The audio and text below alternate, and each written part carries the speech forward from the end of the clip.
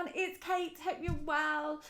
So today I wanted to talk to you about a big stage in a little one's life. It's about transitioning from a cot bed or a cot into a toddler bed or kind of like a single bed, because it's been a question that's been asked a couple of times when I've asked for feedback from my newsletters. So I often talk about sort of baby sleep, but actually I do deal with toddlers quite a lot, and I love working with toddlers.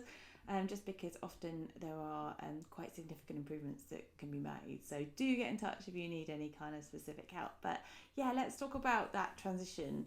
And it's one of those things along the kind of parenting journey that you sort of build up perhaps a little bit in your mind. You're like, oh God, it's going to be terrible. But actually, often it's fine as long as you're kind of doing it for the right reasons and you've got a plan, really. Like with everything, if we have a plan in place, it's going to be an easy thing for us to try and achieve. So the first thing I would do is consider whether your child really needs to move into their own bed. Sometimes it might be because you need the cot for something else, another child probably, but otherwise you really need to kind of think about the timing and making sure that it's right for your child.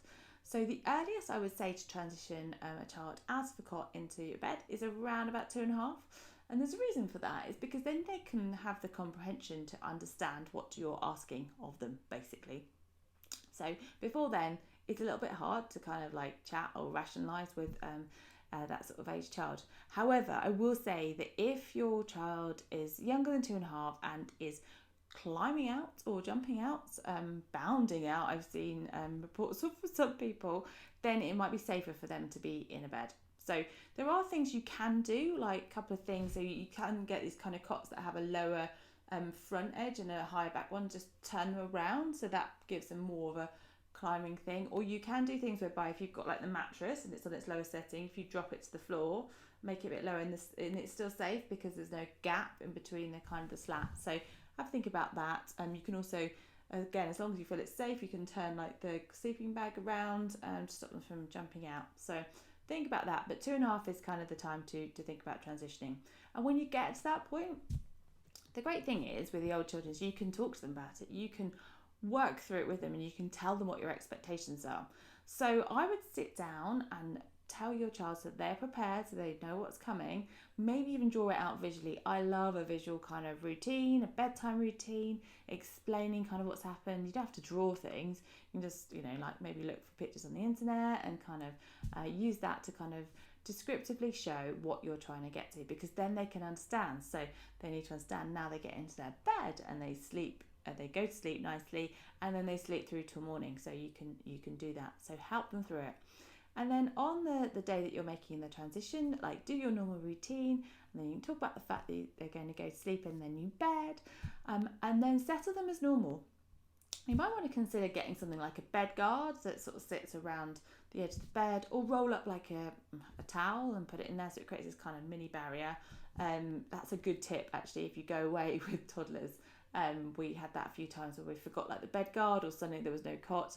Put a towel on the edge and it stops them from kind of rolling out.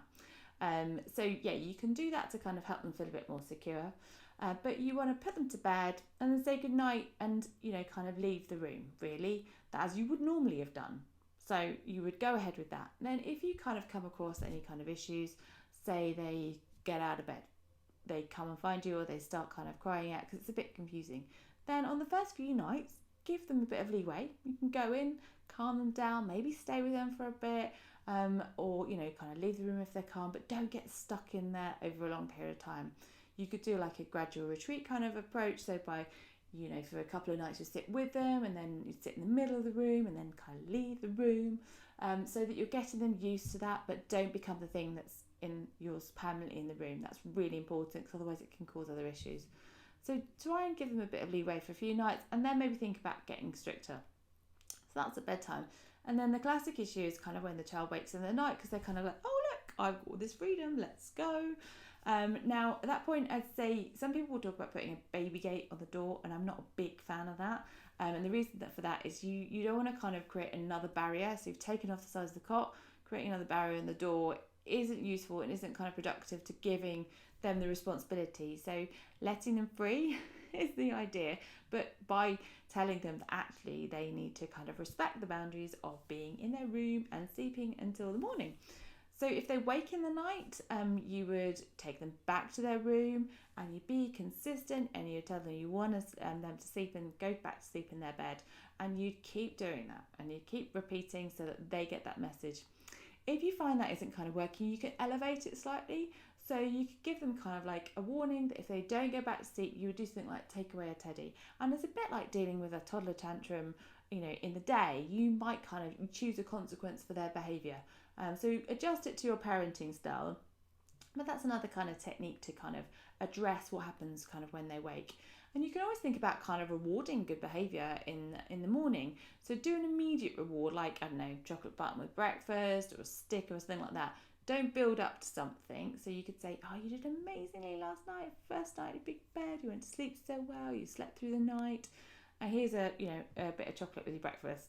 Don't have to continue it forever. You can just phase it out after a few days. But you want to kind of show them that they've done really, really well to kind of help them understand this is kind of the next big step. So you kind of want to just consider all of those facts, really.